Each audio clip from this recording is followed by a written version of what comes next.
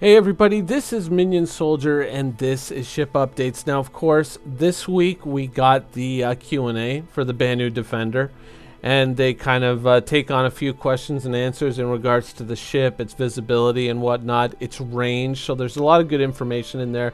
So if you're still looking at a Banu Defender, there's some good stuff, and you know, it kind of gives you a better idea of what they're thinking of with the ship and what direction they seem to be heading in.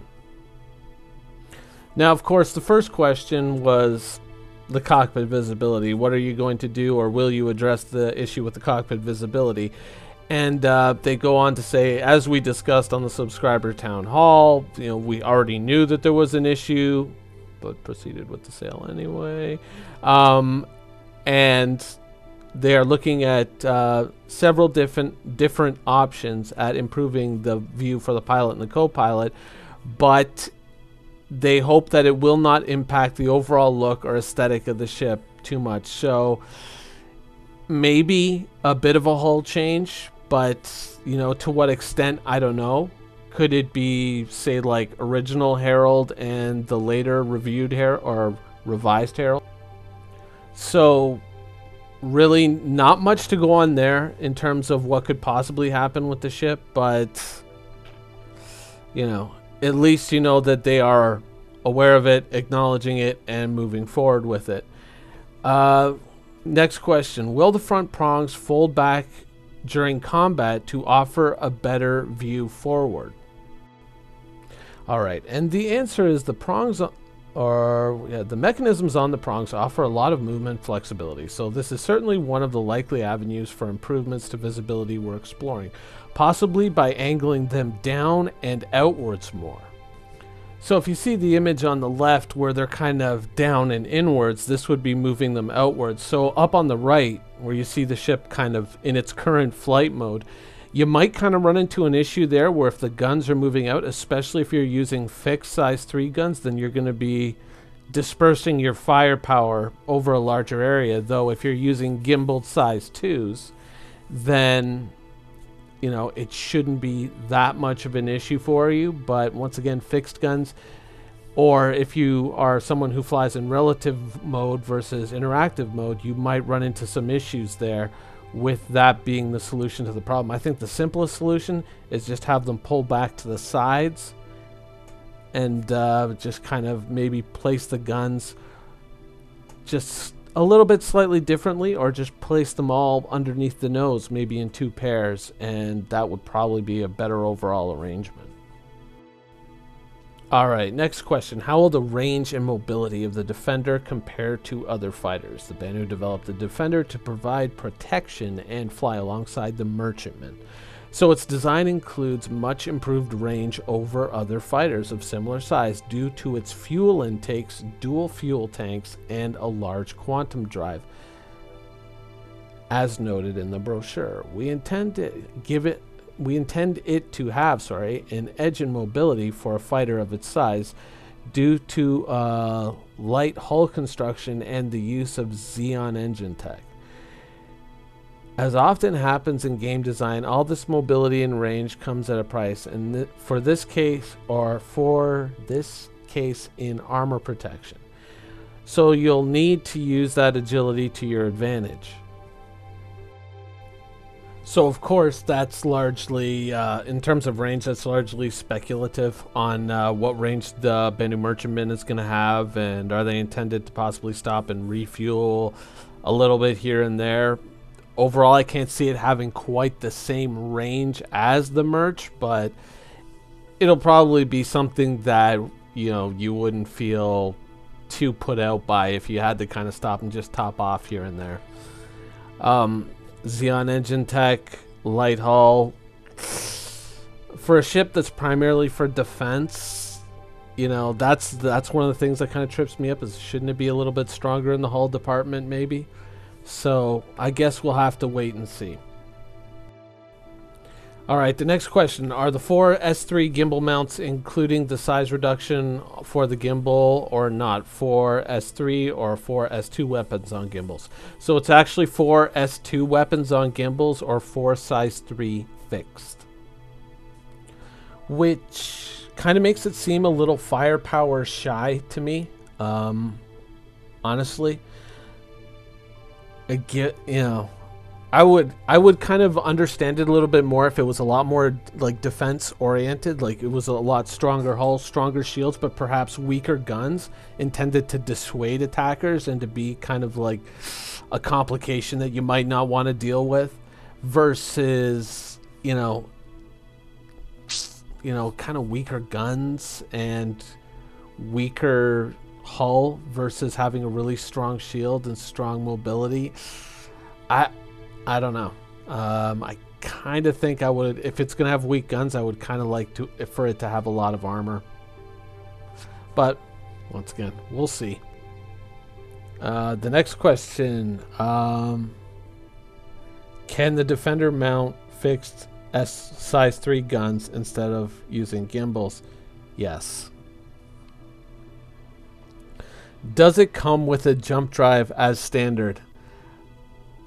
I think I think that one kind of answers itself. I mean, if it's meant to follow the Banu Merchantman, it would have to, Alright, so how does the Banu weaponry differ from other weapon types? Okay, so these are, of course, the Tachyon guns that we had seen a little bit prior to the Defender coming out.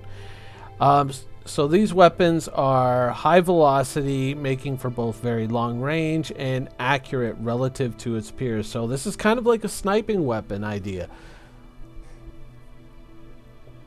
So yeah, I don't know. I mean, I guess we have to wait and see the actual weapon's performance, because you can't really infer too much from one weapon being a size 2 and another weapon being a size 2, because as you know, there can be a vast disparity in performance, and since we're nowhere near the final figures, but I kind of like the idea of it being kind of a sniper.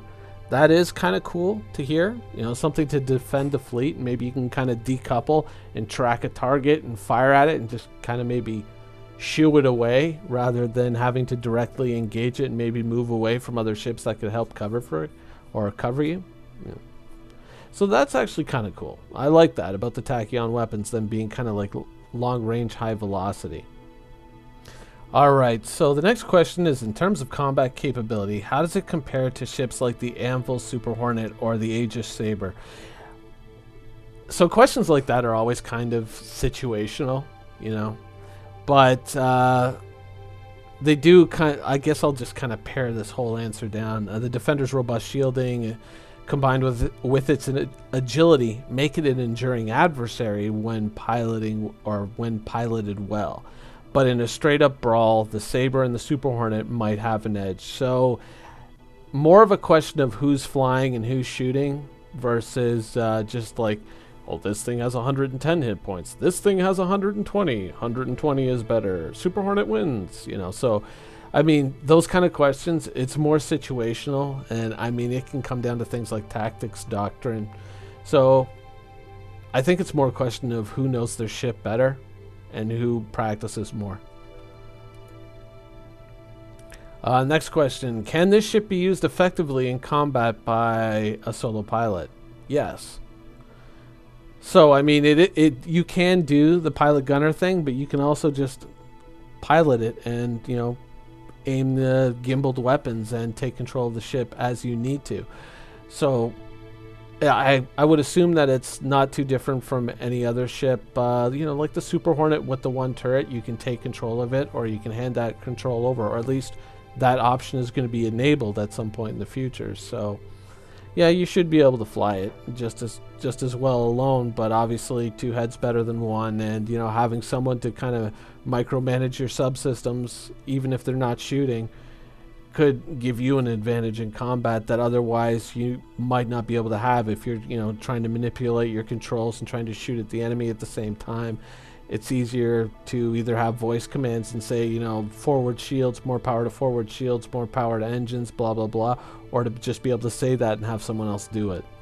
So I think having 2 people would give you an advantage if you're kind of working well together, but of course you can fly it alone. Will it have cargo space? No. Alright, since it is a nimble ship, where does it compare with other ships like the Saber, the Buccaneer, or the Khartoul? Well, the Well, the Cartual, obviously, that's a ship that favors mobility, and they say especially the lightly, emphasis on lightly armed scout variant. In terms of straight SCM or afterburner speed, the Defender will edge out the Saber. Wow. In terms of the Buccaneer, overall general maneuverability is going to be better in the Defender, but from what I'm reading here, it seems like they're saying that because the Buccaneer has strong retro thrusters, it should be able to change direction much more quickly. So, you know, when you're flying your Buccaneer and you can kind of snap around much more quickly and move to like a vertical circle strafe or to a horizontal, I think that's where it's going to have the edge over this ship. So, well, that and, you know, frankly, the Defender's kind of a big target. So I think the Buccaneer kind of comes out ahead there. All right, since we seem to get access to most of the components in the ship from the inside, does it have the benefit of easier maintenance over other fighter ships? Yes, so, you know, obviously if you're in space or you're moving around, it's going to be a lot easier if you have all the components inside the ship, so you can always, you know, once again, two heads better than one. You have another guy there, he can kind of go to that panel. One second, let me put the graphic up. So once again, you have this space within the ship that's kind of hidden behind like a little shuttered panel, I believe, and there's all, or a lot of your components there. In terms of what exact components, don't know yet. I guess we'll find out when the ship is built, but that probably will be a little ways off. But yeah, well, you know, you got two crew members. You can have someone in there doing the maintenance and taking care of shit while you're flying the ship. So that's another reason to bring another person with you. Alright, do the shields perform better because of their Tavaran origins? Okay, so obviously the Tavaran are the masters of shield technology, or at least for their time, I believe is what they're saying here. Yeah. So you got the one size 2 shield, which is, of course, you know, all these component sizes, they're changing them all the time. So the fact that it's a size 2 shield, don't let that throw you off, because it is, once again, supposed to be the biggest shield on a fighter. And it's got 2 power plants feeding it, so it's going to be a fairly robust shield. How that works with projectiles, though, I don't know. Alright, how good is the ship's range? How will its range compare to that of the merchantmen and other vessels in need of an escort? Oh, I kind of think that, yeah, like, didn't we already answer this question? So it's meant to cover the merchantmen. It's meant to, you know, kind of escort the merchantmen. So it's got a lot of fuel capacity. I think it's I guess they're saying it's the longest range fighter in that size category. I'm not sure. Probably, I don't know, maybe a little bit better than the Vanguard, just over range, because the Vanguard is still a fairly big ship. But once again, we have to wait until all these things are built out and until the actual fuel system is fully functional in game to really kind of determine these things. But it's meant to cover the merchantmen, so I guess wherever the merchantmen can go, this thing can go within reason. Alright, does the Banu Defender come with an ejection system? It does. Alright. Features like the Xeon engines, Tavaran shields, and Tachyon guns are discussed as central features of the ship. Will these be hull locked like the nose guns on the Vanguard? The engines, shield generator, and all weaponry can be swapped out as usual. The component interchangeability will be normal.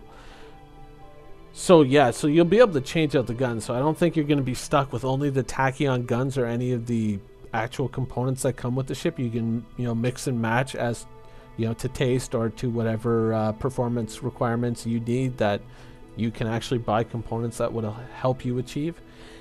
But I don't know, like, am I kind of reading into that they're saying that you might be able to change the nose guns on the Vanguard at some point? Because it seems like they're saying, oh yeah, you can change the guns on the Tavaran.